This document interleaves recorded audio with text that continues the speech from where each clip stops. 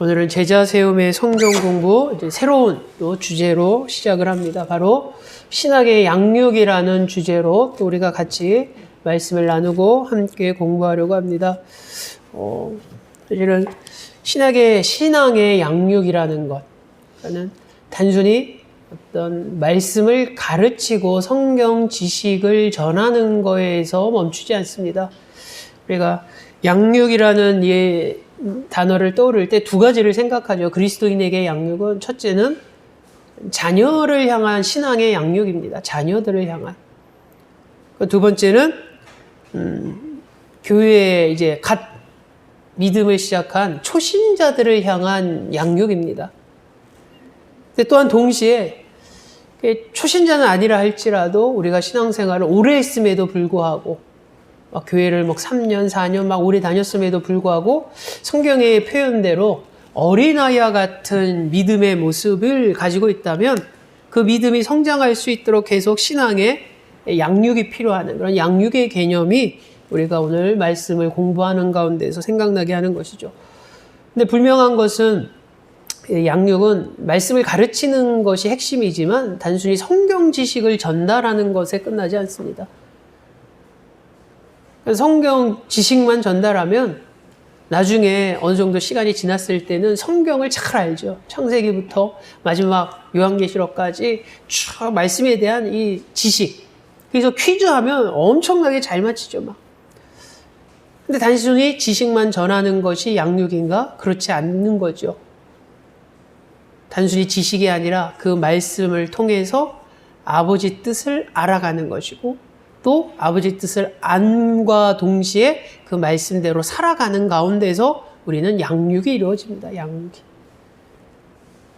그래서 주변에 보면은 어릴 때 그런 기억이 있습니다. 이제 주일학교인데 형이었던 것 같습니다.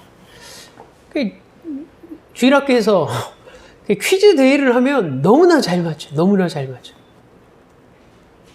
그래서 저 형은 정말 어떻게 주일학생인데 어떻게 막 중고등학교 수준의 막 그 성경 지식이 너무 풍부한 거죠. 근데 문제는 너무 못됐어요. 그렇게 성경을 많이 하는 형인데 그렇게 괴롭히더라고요. 막 짓궂게 막 짓궂은 정도가 아니라 제가 봤을 때 좀 못됐어요. 어린 생각에는 저 형은 성경을 저렇게 잘 알고 그런데 왜 저렇게 못됐을까? 어린 마음에 그게 이해가 안 되는 거죠.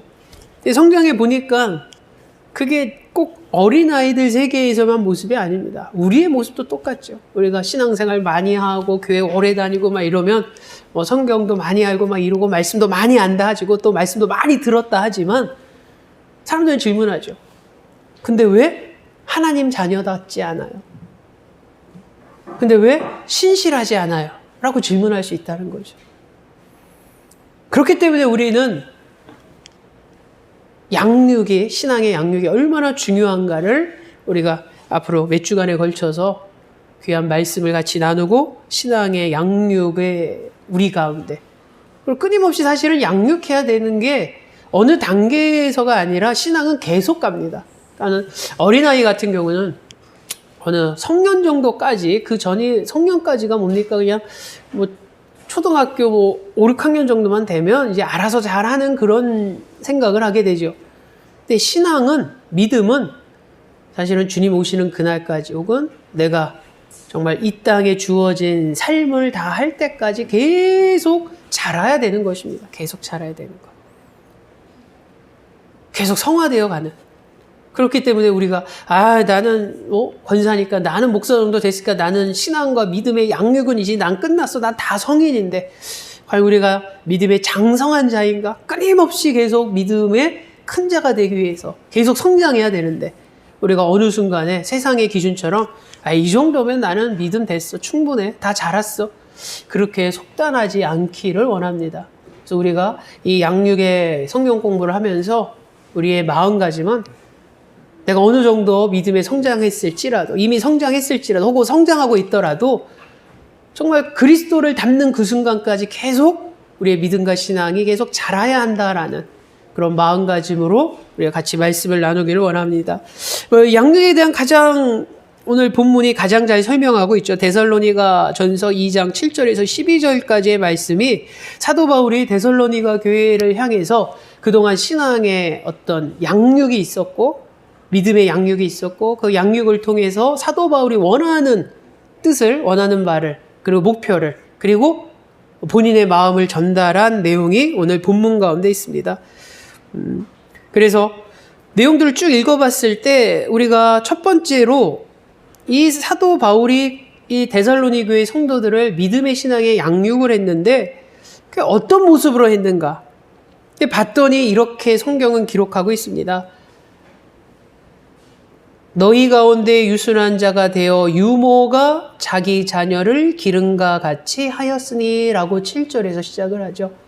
그러니까 사도 바울이 믿음의 신앙의 양육을 어떤 모습으로 했냐면 그냥 단순히 평신도와 사역자의 관계, 그냥 그런 관계가 아니라 자기 부모를 기르는 부모의 마음으로 했다라고 성경은 말합니다. 부모의 마음으로 양육을 한다. 근데 이것이 상당히 중요한 어떻게 사도 바울의 표현이죠.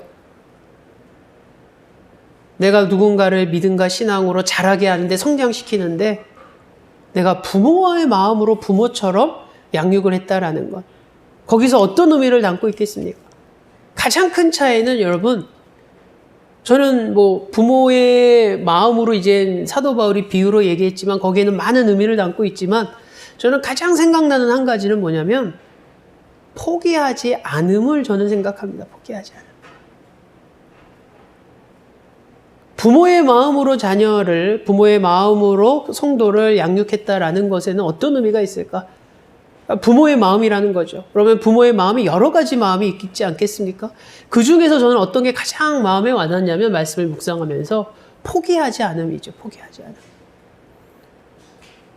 여러분, 다른 건 몰라도 부모는 자녀를 포기하지 않습니다. 곁길로 가더라도 혹은 어떤 범죄자가 될지라도 마지막 순간까지 부모는 자녀를 포기하지 않죠. 만약 단순히 스승과 제자의 마음이었다면 어떠냐면 가능성이 없으면은 스승은 보냅니다. 다른 선생 만나라. 보내죠. 포기합니다. 가르치는 거 얘는 안 되겠어. 영어 안 되겠어. 너는 그냥 수학만 해라든가 넌 수학은 안 되니까 그냥 다른 과목으로. 포기하게 되는 거죠. 포기하게 되는. 근데 부모의 마음의 가장 큰 것은 포기하지 않는 것. 포기하지 않는 것. 그런데 그 마음이 사도 바울의 마음이었다라고 말합니다. 사도 바울의 마음. 우리가 사실은 믿음 생활, 신앙 생활 하다 보면 이렇게 막 가르칠 때가 있습니다. 막 양육할 때가 있죠. 근데 어떤 성도 보면, 이렇게 10번을 얘기하면은 10번을 한 번은 좀 이렇게 좀 변화가 있고 그랬는데 변화 없을 때 어떤 마음이 들겠습니까? 저분은 아닌가 보다. 막 그런 마음이 들 수도 있지 않겠습니까? 혹은 어떤 것을 막 지적해서 이건 아닙니다라고 얘기해서 막 고집을 부립니다. 아니라고 막 고집 부리면 내 손은 떠났어. 하나님이 알아서 하시겠지. 막 그런 마음도 들지 않겠습니까? 근데 여러분 자녀에 대해서는 그렇게 하지 않죠. 자녀는. 끝까지 포기하지 않는 그 마음이 부모만이 가질 수 있는 마음이죠. 부모만. 근데 오늘 사도 바울이 양육함에 있어서 무엇을 얘기하냐면 자기 자녀를 기름과 같이 하였다라고 말합니다. 그러니까 자기 자녀처럼 더 애착을 갖고 남이라고 생각 안 하고 막 그런 사랑의 큼도 있겠지만 포기하지 않았음을 이야기하죠. 포기하지 않았음. 포기하지 않고 끝까지 그 성도를 향한 신앙과 믿음의 양육이 있었기에 결국은 결실을 보게 됐음을, 결국 결실을 보게 됨을 오늘 성경은 이야기합니다. 그 때문에 우리가 가장 먼저 기억해야 될 것은 우리가 물론 자기 자녀를 양육하면 당연히 부모의 마음으로 하겠죠. 그러나 우리가 자기 자녀가 아니더라도 우리 공동체 가운데 처음 믿음을 시작한 우리 지체들이 있고 형제자매가 있다면 혹은 내가 아직 믿음으로 아직 성장하지 못하는 그런 모습이 있다면 중요한 것은 양육되어져야 되고 그리고 양육할 때 가장 중요한 것은 부모의 마음, 특별히 포기하지 않는 마음이 우리 가운데 있기 바랍니다. 포기하지 않는 것. 바로 그런 모습으로 양육되어질 때 과정은 어렵고 힘들지라도 결국 열매를 맺고 결실을 맺음을 우리는 고백하게 됩니다. 자녀를 향해서 마찬가지요. 자녀도 포기하지 않는 마음이 부모라 말하는데 때로는 부모 가운데서 어떤 분야는 포기하고 싶을 때가 있습니다. 야, 이거는 자녀 중에서 이 부분은 안 되나 보다. 근데 신앙과 믿음에 있어서도 포기하면 안 됨을 오늘 성경은 말합니다. 그것이 부모의 마음이고. 두 번째로 우리가 말씀 가운데 봤을 때 사도 바울은 오늘 본문 가운데 그럼 부모의 마음, 아버지의 마음으로 사도 바울이 데살로니가 성도들을 향해서 신앙과 믿음의 양육을 했을 때 그들의 영적 성장을 돕기 위해서 세 가지를 성경에서 이야기합니다. 바로 11절 가운데 말씀이 드러나죠. 너희도 아는 바와 같이 우리가 너희 각 사람에게 아버지가 자기 자녀에게 하듯 권면하고 위로하고 경계하노니. 아멘. 그러니까는 사도 바울이 이 신앙의 믿음의 양육을 할 때 부모의 마음으로 아버지의 마음으로 할 때 세 가지를 꼭 기억했다라고 오늘 성경은 말합니다. 하나가 권면하는 것이었고, 두 번째는 위로하는 것이었고, 세 번째는 경계하는 것이었습니다. 경계하는 것. 그러니까 여러분, 권면이라는 것은 이제 우리가 봤을 때 이제 용기를 붙돋아 주면서 이제 계속 끌어주는 것이죠. 가르쳐 주는 것입니다. 가르쳐 주는 것. 이렇게 해야 되고, 이렇게 나아가야 되고, 이것이 하나님 뜻이고, 그리고 이렇게 우리는 노력해야 되고, 그런 모습이 있어야 되는 거죠. 신앙의 양육에는. 왜냐하면 모르기 때문에 그렇습니다. 모르기 때문에 누군가가 무엇이 바른 것이고 무엇이 옳은 것인지 분별할 수 있도록 옆에서 도와줘야 되는 것이죠. 그 도와주는 부분이 바로 권면함입니다. 권면함. 방향을 제시해 주는 거죠. 그래서 그렇게 살도록 요구하는 것입니다. 그렇게 살아야 된다.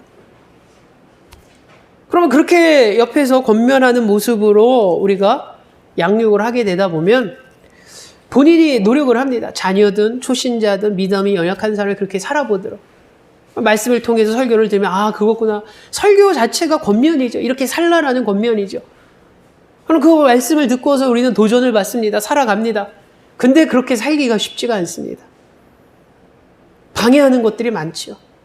또 환경적으로 그렇게 살아가는데 많이 부담되는 것들이 많이 나타납니다. 그래서 때로는 실패할 때가 있습니다. 넘어질 때가 있죠. 덧디딜 때가 있습니다. 헛디딜 때가 있습니다. 그러면 어떻게 됩니까? 많이 힘들어하죠. 그래서 나는 왜 그럴까? 나는 왜 믿음이 성장하지 않을까? 왜 나는 그렇게 말씀에 순종함이 없을까? 막 스스로 힘들어하고 어려워할 때가 있습니다. 그럼 두 번째 모습이 바로 거기서 되는 거죠. 위로함이 필요합니다. 위로함. 그렇게 살라고 했는데 그렇게 살지 못해서 힘들어하는 자녀를 향해서 혹은 그런 성도들을 향해서 와, 그것도 못하냐고, 다 하는데 남들은 다 하는데 그것도 못하냐고 막 뭐라고 하면 안 되죠. 그것밖에 안 되냐고 실망했다고, 정말 실망했다고 그래버려도 안 되죠. 상처를 주는 것이 아니라 무엇이 필요합니까, 여러분? 위로함이 필요합니다. 위로함. 넘어졌지만, 그렇게 해내지 못했지만, 제대로 순종하지 못했지만 위로해 주는 것이죠. 다시 일어설 수 있도록, 다시 도전할 수 있도록 위로를 해주는 것입니다. 그것이 상당히 중요하죠. 근데 많은 부분에 있어서 우리는 위로함보다는 어떤 책망함이 많이 나오죠. 막 혼내는 모습이. 근데 오늘 사도 바울은 양육에 있어서 넘어졌을 때, 그렇게 살지 못할 때 무엇을 먼저 이야기하냐면 위로함을 이야기합니다. 위로함. 그 다음에 어떻습니까? 그 다음에 이제 더 노력해서 어떤 모습이 나타났을 때 그럼에도 불구하고 어떤 잘못된 길로 가거나 어떤 어느 정도의 틀에서 벗어나 버릴 때는 엄해야 될 필요가 있죠. 그래서 마지막 부분에 사도 바울은 무엇을 이야기하면 경계함을 이야기합니다. 경계함. 경계한다라는 것은 때로는 강하게 이야기한다라는 의미를 담고 있죠. 그래서 하지 말아야 될 것에 대한 분명한 경고입니다. 그러니까 아마 그런 경우가 있겠죠. 하나는 내가 믿음 생활, 신앙 생활을 계속 이렇게 노력을 했는데 노력하지 않는데 자꾸 어긋나갈 때 때로는 이제는 단순한 위로보다도 때로는 센 어떤 강한 메시지가 필요하다는 거죠. 그래서 경계함이 필요하고, 또 하나의 경우는 반대입니다. 신앙생활 잘하다 보니까 자기도 모르게 교만함에 빠져서 어떤 잘못된, 자기가 어느 정도 믿음이 좋아졌다는 생각 안에 자기만의 어떤 신학과 자기만의 믿음을 가지고서 막 어떻게 좀 말씀에서 좀 벗어나려고 할 때가 있죠. 그럴 때 뭐가 필요합니까? 경계함이 필요합니다. 경계함. 처음 믿기 시작하고 초신자들한테는 경계함이 사실은 별로 없습니다. 대부분 어떻습니까? 어느 정도 신앙생활, 믿음생활 할 때 조금 자기가 어느 정도 말씀을 어느 정도 잘 알고 말씀대로 산다라고 그랬을 때 격길로 빠지기가 쉽고 이단에 빠지기도 쉽죠. 그때 단계에서 필요한 모습이 오늘 사도 바울은 경계함이라고 말합니다. 내가 섰다고 생각했을 때 더 신중하라는 것이죠. 경계함이 필요해요. 그래서 이런 모습들이 사실은 우리 자녀를 향한 신앙과 믿음의 양육에서, 또 이제 갓 신앙생활을 시작하는 초신자들을 향해서, 혹은 초신자가 아니더라도 내가 믿음이 아직 연약한 자의 모습이 있다면, 혹은 우리 주변에 그런 모습이 있는 자들이 있다면, 우리가 믿음과 신앙의 양육할 때 세 가지를 오늘 성경에서 그대로 배우고 우리가 양육함에 이 세 가지가 적용하기를 원합니다. 세 가지가 나타나야 되면 방향을 제시하는 권면함이 있어야 되고, 그리고 넘어질 때 위로함이 있어야 되고, 때로는 곁길로 나갈 때 경고함이 있어야 됩니다. 경계함이.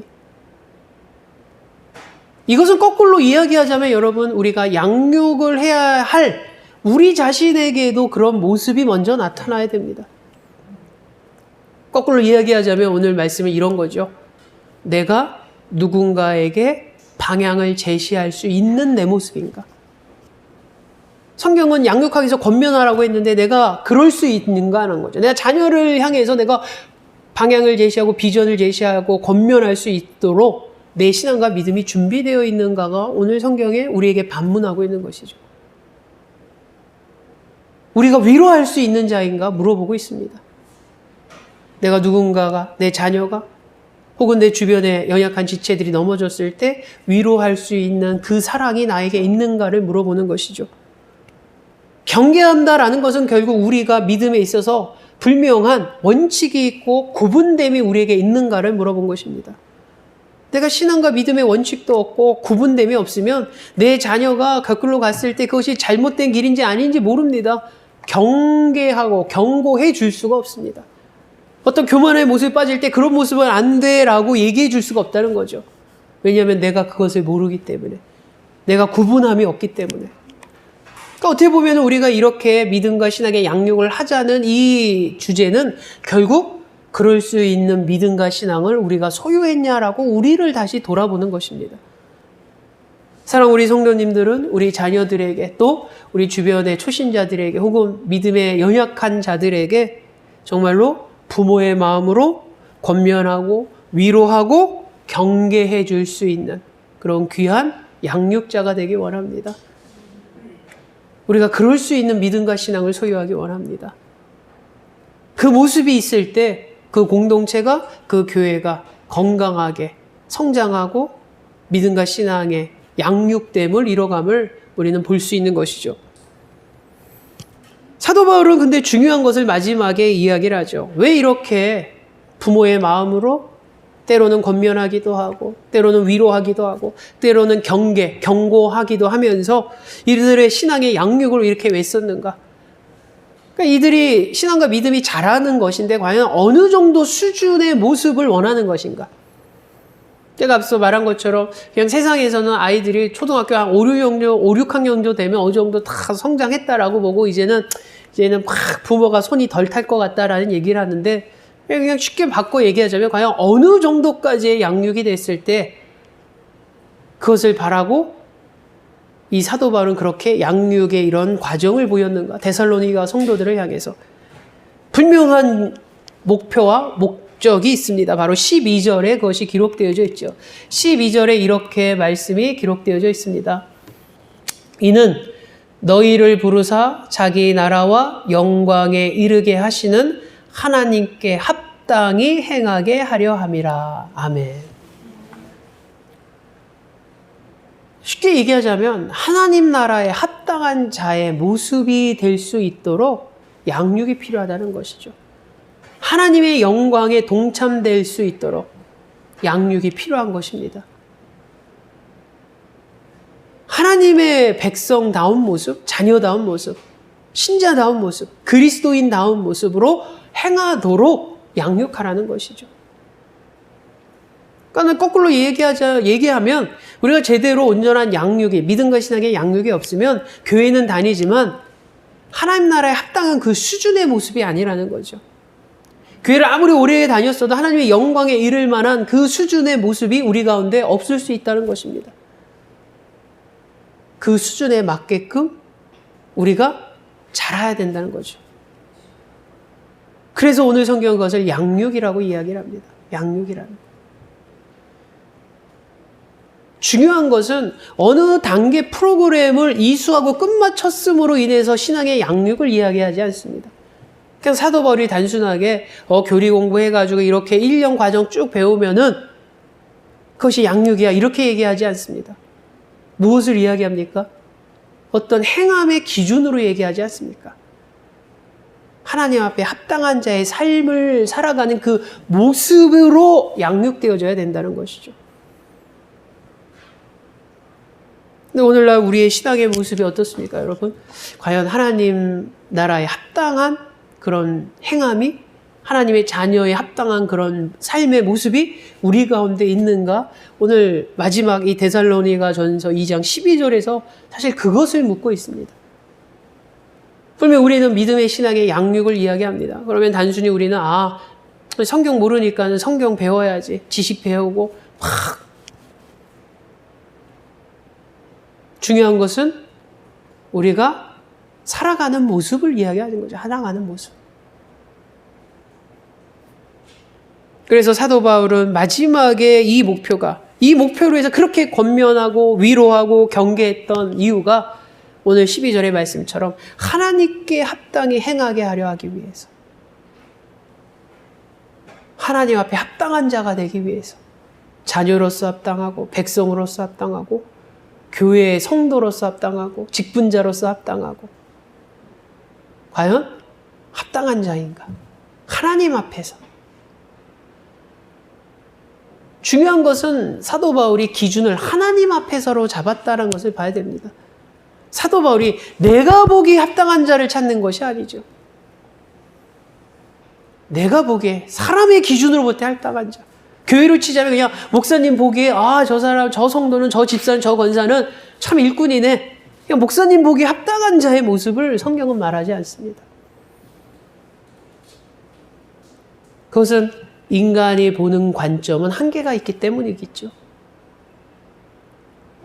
그래서 우리는 하나님 앞에서 하나님 보시기에 합당한 자, 그런 귀한 자로 우리는 성장되고 성숙되어야 됩니다. 그래서 우리가 오늘 말씀을 우리가 계속 나누면서 우리는 중요한 질문을 하는 거죠.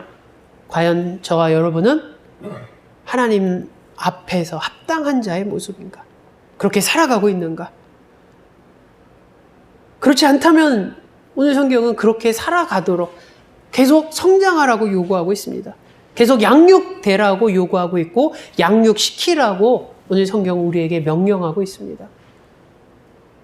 그래서 여러분, 우리 공동체가, 성도들의 자녀들이, 성도들의 가정이 이 공동체 안에서 계속 끊임없이 하나님 앞에 합당한 귀한 자의 모습으로 성장하고 성숙돼가는 모습.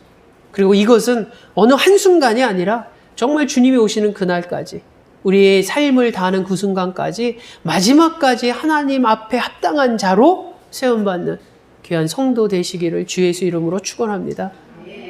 참 어려운 질문이고 어려운 숙제죠. 마지막 순간까지 합당한 자일 수 있는가? 갈수록 좀 자신이 없는 게 그런 모습이 있죠. 과연 지금은 막 합당한 모습으로 살아가는 몸부림이 있는데, 과연 내가 30년 후에 원로 목사님 정도 나이가 돼서 막 이제 천국을 그래서 이런 말씀하기 뭐한데 원로 목사님 아침에 매일 예배 이렇게 기도하고 하신다고 하는데 이제 뒤에서 이제 이렇게 들어보면 찬송가가 주제가 거의 정해져 있습니다. 하늘나라 가까워가는 주제로 찬송을 계속 부르시더라고요. 옛날엔 그러지 않았는데 천국 소망 이렇게 레퍼토리가 이렇게 들어보면 옛날에 이제 막 뭐 이 죄인 막 골고루 했는데 요 몇 년 사이 이렇게 들어보면 정말 이제 천국이 가까워져 있는 거를 그냥 찬송을 듣고서 아 그쪽으로 이렇게 되는구나라는 거를 그런 생각을 하게 되는 거죠. 그럼 마지막 정말 가까이 왔을 때 그 모습이 합당한 모습으로 계속 유지가 되고 있을까? 젊었을 때는 합당한 자였는데 천국 가까이 오니까 합당하지 못한 모습으로 멀어지는 것도 정말 곤란하지 않습니까? 그래서 앞서 말한 것처럼 양육은 어느 시기, 어느 순간까지가 다가 아닙니다, 여러분. 신앙과 믿음의 양육은 정말 우리 생을 마감하는 날까지. 그래서 신학에서는 성화라고 얘기죠. 끝까지 그리스도를 닮아가는 모습이 죽을 때까지 계속 닮아가야 된다는 거죠. 닮아가는. 그래서 오늘 성경 공부를 마무리하면서 믿음과 신앙의 양육 중요합니다. 여러분 자녀들에게 중요하고 초신자들에게 중요하고 또 공동체 가운데 있는 믿음에 연약한 자, 오랜 다녔지만 믿음이 장성하지 않은 자들에게 신앙과 믿음의 양육 중요하지요. 동시에 우리가 양육할 수 있는 자가 되어야 하기 때문에 우린 또한 우리의 모습이 얼마나 양육할 수 있는 자의 모습인가를 되돌아봐야 됩니다. 그래서 이 양육은 주님이 오시는 그날까지 끊임없이 믿음과 신앙의 성장과 성숙됨을 이루는 것을 말하고 이 믿음의 양육과 신앙의 양육이 정말로 한 명도 예외 없이 우리 공동체 가운데 온전히 나타나고 이루어지고 양육하고 양육받는 귀한 모습이 아름다운 모습이 우리 공동체의 모습이기 원하고 그걸 통해서 건강한 나군의 공동체가 되기를 주 예수 이름으로 축원합니다. 사랑해 주님 감사합니다. 오늘 성경 공부 믿음과 신앙의 양육이라는 주제로 새롭게 시작합니다. 주님 우리가 신앙생활 오래 했습니다. 그래서 믿음과 신앙의 양육을 오래 받았다라고 생각을 합니다. 그래서 때로는 나는 더 이상 양육되지 않아도 될 만한 성인이 됐다라고 생각을 하죠. 그러나 오늘 성경은 주님이 오시는 그날까지 우리는 끊임없이 성장되고 성숙되어야 되고 양육되어야 할 사람임을 고백해 봅니다. 또 어느 정도 됐을 때 우리는 또한 누군가를 양육해야 되는 사람임을 또한 고백해 봅니다. 그래서 이 공동체 안에서 아름다운 양육하는 모습과 양육받는 모습이 정말로 주님 오시는 그날까지 귀한 모습으로 이어지게 하여 주시옵소서. 예수님의 이름으로 기도하옵나이다. 아멘.